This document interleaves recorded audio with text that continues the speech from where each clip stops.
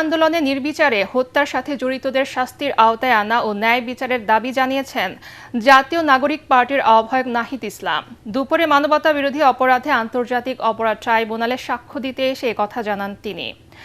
এ সময় বিগত সরকারের আমলে বিভিন্ন সময়ে গুম খুনের সাথে জড়িত সেনাবাহিনী সহ আইন শৃঙ্খলা বাহিনীর সদস্যদের শাস্তির আওতায় আনারও দাবি জানান নাহিদ ইসলাম। তরিক ইসলামের রিপোর্ট। মানবতা বিরোধী অপরাধের সাক্ষ্য দিতে দুপুরে আন্তর্জাতিক অপরাধ ট্রাইব্যুনালে আসেন জাতীয় নাগরিক পার্টির আহ্বায়ক নাহিদ ইসলাম। জবানবন্দি শেষে নাহিদ ইসলাম গণমাধ্যমকে জানান, জুলাই আন্দোলনে মানবতা বিরোধী অপরাধে জড়িতদের শাস্তির আওতায় আনতে হবে। যারা এই হত্যাকাণ্ডের সাথে জড়িত, আওয়ামী লীগ, পুলিশ সহ যারা জড়িত, তারা বিচারের আওতায় আসবেন, তাদের শাস্তি হবে এবং এই ন্যায় বিচারে একটা নিদর্শন হয়ে থাকবে শুধু বাংলাদেশের জন্যই নয়, পৃথিবীর জন্য, যে যদি কেউ স্বৈর শাসন কায়েম করতে চায়, জনগণের উপরে আক্রমণ চালায়, জনগণকে হত্যা করে, তার পরিণতি আসলে কি হয়। এ সময় গুম খুনের সাথে জড়িত বিভিন্ন বাহিনীর সদস্যদেরও শাস্তির দাবি জানান জুলাই আন্দোলনের অন্যতম যোদ্ধা নাহিদ ইসলাম। অভিযোগ তোলেন মামলার ধীরগতি নিয়েও। সেনাবাহিনীর বিভিন্ন অফিসার, র্যাবে যারা ছিল, ডিজিএফআইতে যারা ছিল, তারা যেই নেতিবাচক ভূমিকা গুমের ঘটনা এবং জুলাই গণ অভ্যুত্থানে পালন করেছে, আপনারা রামপুরা বাড্ডার ঘটনায় দেখেছেন, বিজিবির একজন আর্মি অফিসার, এদেরকে কিন্তু এখনো গ্রেফতার করা হচ্ছে না। ফলে ট্রাইব্যুনালের কাছে এবং আদালতের কাছে, সরকারের কাছে আমাদের কিন্তু আবেদন থাকবে যে অপরাধী যে তাকে যাতে বিচারের আওতায় নয়, সে কোন বাহিনীর সেটা যাতে দেখা না হয়। এর আগে আমার দেশ পত্রিকার সম্পাদক মাহমুদুর রহমানকে জেরা করেন আসামি পক্ষের আইনজীবী। বাংলাদেশের রাজনীতিতে ভারতের যে ইনফ্লুয়েন্স, ভারতের যে হস্তক্ষেপ, সেই ব্যাপারে তিনি কথা বলেছেন তার জেরার জবাবে। সেখানে তিনি উল্লেখ করেছেন যে শেখ হাসিনা বলেছিলেন যে ভারতকে তার সরকার যা কিছু দিয়েছে এটা অন্য কেউ দিতে পারবে না এবং এটা ভারত সরকার মনে রাখবে। সেই তথ্যটি তিনি দিয়েছেন আদালতকে এবং এর মাধ্যমে আদালতকে তিনি জানিয়েছেন যে এগুলো প্রমাণিত হয় যে ভারত সরকারের নিয়ন্ত্রণে শেখ হাসিনা বাংলাদেশকে শাসন করতেন। শেখ হাসিনা এবং শেখ হাসিনার সরকারের প্রতি ওনার একটি বিরূপ মনোভাব আছে। ওনার বিরুদ্ধে তৎকালীন সময়ে মামলা হয়েছে, উনি হাজত খেটেছেন। সেই সব কারণে বিদ্বেষ প্রণোদিত হইয়া এই শেখ হাসিনার বিরুদ্ধে এবং তার সরকারের অন্যান্য সদস্যদের বিরুদ্ধে এই মামলায় উনি সাক্ষ্য দিয়েছেন। জবানবন্দিতে 19 জুলাই পর্যন্ত মানবতা বিরোধী বিভিন্ন ঘটনার বর্ণনা দেন নাহিদ ইসলাম। তরিক ইসলাম, এটিএন বাংলা, ঢাকা।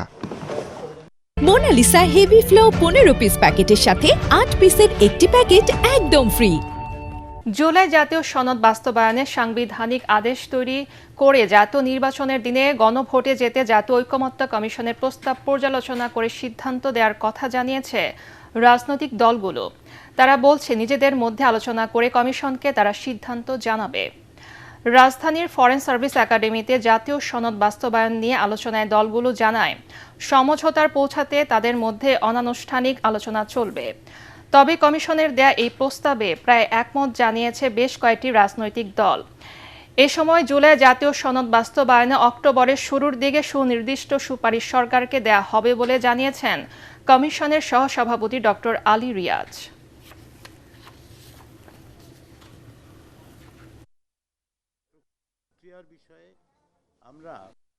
রাজনৈতিক দলগুলো নিজেদের মধ্যে আলোচনা করবেন, আমরা অনানুষ্ঠানিক যোগাযোগ রাখব এবং আমরা আশা করছি অক্টোবরের শুরুর দিকেই আমরা আবার বসে খুব দ্রুততার সঙ্গে কিছু সুনির্দিষ্ট সুপারিশ তৈরি করে সরকারকে দিতে পারব। কনস্টিটিউশনাল অর্ডারের মাধ্যমেই এটা বাস্তবায়ন করতে হবে, প্রয়োজনে এরপরে গণভোটে আমরা যেতে পারি। তবে অবশ্যই জাতীয় সংসদ নির্বাচনের আগেই এ ব্যাপারে গণভোট হতে হবে। আমরা কনস্টিটিউয়েন্ট অ্যাসেম্বলি নির্বাচনে যাচ্ছি না, তো আমরা যাচ্ছি জেনারেল ইলেকশনে সংসদ গঠনের জন্য। সংসদ বেসিক স্ট্রাকচার চেঞ্জ করতে পারবে সেটা বলা আছে। যদি সে বেসিক স্ট্রাকচার চেঞ্জ করে, সেটা লেজিটিমেসি নেওয়ার জন্য আর্টিকেল 142 অনুসারে গণভোটে যেতে হবে জনগণের কাছে, before the signature of the president. সেটাই নিয়ম। কিছু মহল জাতীয় নির্বাচন বিলম্বিত করার অপচেষ্টা করছে বলে মন্তব্য করেছেন প্রধান উপদেষ্টা ডক্টর মোহাম্মদ ইউনূস। তবে নির্ধারিত সময়ে নির্বাচন আয়োজনে সরকার দৃঢ় প্রতিজ্ঞ বলে মন্তব্য করেন তিনি। রাষ্ট্রীয় অতিথি ভবন যমুনায় ইউরোপীয় পার্লামেন্টের সদস্য মুনির সাতোরির নেতৃত্বে এক প্রতিনিধি দলের সঙ্গে বৈঠকে তিনি এসব কথা বলেন। এ সময় আগামী বছরের ফেব্রুয়ারির প্রথমার্ধে অবাধ, সুষ্ঠু, স্বচ্ছ ও উৎসবমুখর জাতীয় নির্বাচন আয়োজনে আবারও অঙ্গীকার ব্যক্ত করেন প্রধান উপদেষ্টা। প্রধান উপদেষ্টা বলেন, নির্বাচন ফেব্রুয়ারির শুরুতে রমজানের আগে অনুষ্ঠিত হবে। তিনি উল্লেখ করেন, দীর্ঘদিন পর বিশ্ববিদ্যালয়গুলোতে ছাত্র সংসদ নির্বাচন পুনরায় শুরু হওয়ায় তরুণদের মধ্যে গণতান্ত্রিক প্রক্রিয়া নিয়ে ব্যাপক উৎসাহ সৃষ্টি হয়েছে। ডক্টর ইউনূস আশা প্রকাশ করেন, জাতীয় নির্বাচনে তরুণ ভোটাররা ব্যাপকভাবে অংশগ্রহণ করবে এবং দেশের জন্য এক নতুন সূচনা বয়ে আনবে। তিনি বলেন, এই নির্বাচন বাংলাদেশের ইতিহাসে নতুন অধ্যায় রচনা করবে। বৈঠকে সংস্কার কার্যক্রম, রোহিঙ্গা সংকট এবং ইইউ বাংলাদেশ সম্পর্ক নিয়ে আলোচনা হয়। ইউরোপীয় এমপিরা অন্তর্বর্তী সরকারের প্রচেষ্টার প্রশংসা করেন এবং আসন্ন নির্বাচনকে বাংলাদেশের গণতন্ত্র যাত্রায় একটি গুরুত্বপূর্ণ সুযোগ হিসেবে আখ্যায়িত করেন।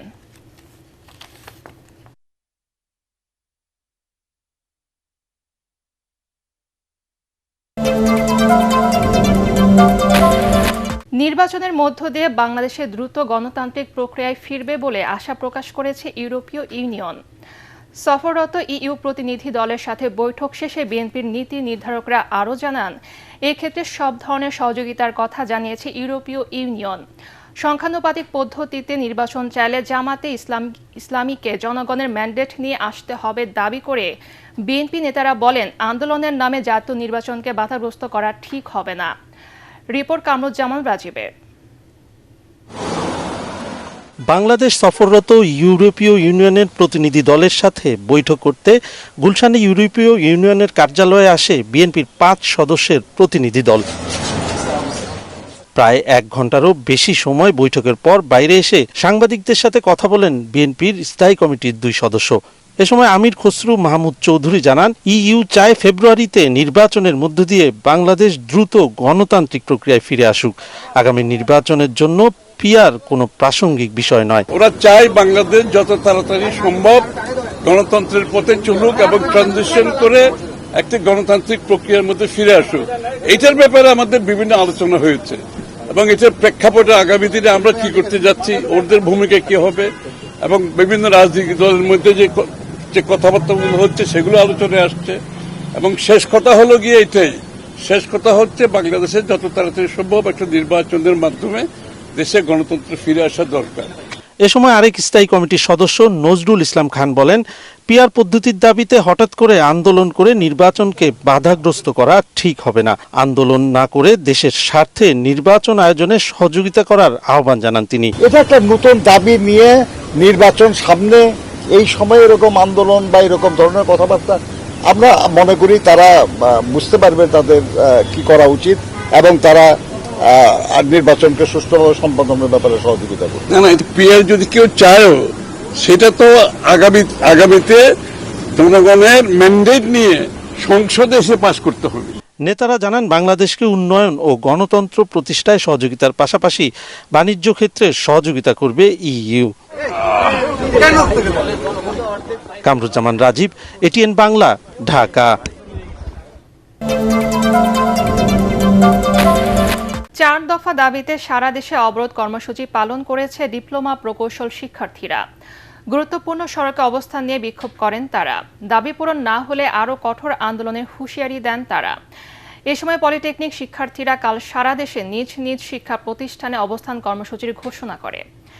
এদিকে অবরোধের কারণে সড়কে তীব্র যানজটের সৃষ্টি হয়। রিপোর্ট করছেন ইয়াসিন রানা। রাজধানীর তেজগাঁয়ের 7 রাস্তা মোড় সহ সারা দেশের জেলা সড়কের গুরুত্বপূর্ণ পয়েন্ট অবরোধ করে আন্দোলন করে সরকারি বেসরকারি পলিটেকনিক ইনস্টিটিউটের শিক্ষার্থীরা। 4 দফা দাবিতে সকাল 11টা থেকে দুপুর 2টা পর্যন্ত আন্দোলনকারী শিক্ষার্থীরা তেজগাঁয়ের 7 রাস্তা মোড় অবরোধ করে আন্দোলন করে। এতে 7 রাস্তা মোড় দিয়ে যান চলাচল বন্ধ হয়ে যায়। সৃষ্টি হয় তীব্র যানজটের। চরম ভোগান্তিতে পড়েন যাত্রীরা। 4 দফা দাবিগুলো হলো, প্রকৌশল অধিকার আন্দোলন কর্তৃক ডিপ্লোমা প্রকৌশলীদের প্রকাশ্যে হত্যার হুমকি প্রদানকারীদের সর্বোচ্চ শাস্তি নিশ্চিত করা, বিএসসি ইঞ্জিনিয়ারিং শিক্ষার্থীদের অযৌক্তিক 3 দফা দাবির পক্ষে পরিচালিত সকল কার্যক্রম রাষ্ট্র কর্তৃক অবিলম্বে বন্ধ করা, কারিগরি ছাত্র আন্দোলনের উত্থাপিত 6 দফা দাবির রূপরেখা ও সুপারিশ অনুযায়ী পূর্ণাঙ্গ বাস্তবায়ন করা, ইঞ্জিনিয়ারিং 1 চ্যানেল এডুকেশন চালু করা। দাবি না মানলে কঠোর আন্দোলনের হুঁশিয়ারি দিয়েছে শিক্ষার্থীরা। পলিটেকনিক শিক্ষার্থীরা দীর্ঘদিন যাবৎ 6 দফা দাবি নিয়ে রাজপথে আন্দোলন করেছিলাম, কিন্তু বিগত কয়েকদিন যাবৎ আমরা দেখতে পাচ্ছি প্রকৌশলী অধিকার আন্দোলনের ব্যানারে কিছু বিএসসি ডিগ্রিধারী শিক্ষার্থীরা শাহবাগে মব সৃষ্টি করে 3 দফা অযৌক্তিক দাবি বাস্তবায়ন করার অপচেষ্টা করছে। আগামীকাল সারা বাংলাদেশের সকল পলিটেকনিক ইনস্টিটিউট নিজ পলিটেকনিক ইনস্টিটিউটের অভিমুখে এবং গুরুত্বপূর্ণ পয়েন্টগুলোতে কাকতারুয়া দহন কর্মসূচি পালন করবে। রাজধানীর পাশাপাশি দেশের বিভিন্ন স্থানে কারিগরি শিক্ষা ব্যবস্থা ধ্বংস এবং প্রকৌশল কর্মক্ষেত্র কুক্ষিগত করার অভিযোগে সড়ক অবরোধ করেন শিক্ষার্থীরা। দিনাজপুরে রেলপথ অবরোধ এবং বিক্ষোভ করেছে পলিটেকনিক ইনস্টিটিউটের শিক্ষার্থীরা। এ কারণে বিভিন্ন স্থানে কয়েকটি ট্রেন আটকা পড়ে। এতে চরম দুর্ভোগে পড়েন সড়ক ও রেলপথ যাত্রীরা। বরিশালে পলিটেকনিক শিক্ষার্থীরা নগরিক চৌমাথায় বরিশাল ঢাকা মহাসড়ক অবরোধ করে। এতে রাজধানী ঢাকার সাথে বরিশাল সহ দক্ষিণাঞ্চলের সড়ক যোগাযোগ বন্ধ হয়ে যায়। বিএসসি ইঞ্জিনিয়ার কর্তৃক যে তাদের এই অযৌক্তিক 3 দফা দাবি রাষ্ট্রপক্ষ কর্তৃক প্রত্যাখ্যানের দাবিতে আজকে আমাদের এই বিক্ষোভ এবং অবস্থান কর্মসূচি। নওগাঁয় শহরের মুক্তির মোড় কেন্দ্রীয় শহীদ মিনারে সমাবেশ ও বিক্ষোভ মিছিল করে শিক্ষার্থীরা। ময়মনসিংহেও বিক্ষোভ মিছিল ও অবস্থান কর্মসূচি পালন করা হয়। ঢাকা বগুড়া মহাসড়কের বনানী লিচুতলা বাইপাস মোড়ে অবস্থান নেয় ছাত্রছাত্রীরা। এ সময় দূরপাল্লার শত শত যানবাহন আটকা পড়ে। রংপুর পলিটেকনিক থেকে একটি বিক্ষোভ মিছিল বের হয়ে নগরীর প্রধান সড়ক প্রদক্ষিণ করে শাপলা চত্বরে এসে অবস্থান নেয়। যশোরে পলিটেকনিক ইনস্টিটিউটের পাশে হাইকোর্ট মোড়ে বিক্ষোভ ও অবস্থান কর্মসূচি পালন করেন শিক্ষার্থীরা। এ সময় আধা ঘন্টা সড়ক অবরোধ করে রাখেন তারা। গাজীপুরে ডিপ্লোমা প্রকৌশলী কল্যাণ ফাউন্ডেশনের উদ্যোগে গাজীপুর চৌরাস্তায় বিক্ষোভ মিছিল ও অবস্থান কর্মসূচি পালন করা হয়। শরীয়তপুরে বুড়িরহাটে শরীয়তপুর চাঁদপুর মহাসড়ক অবরোধ করে বিক্ষোভ করে পলিটেকনিক শিক্ষার্থীরা। ইয়াসিন রানা, এটিএন বাংলা।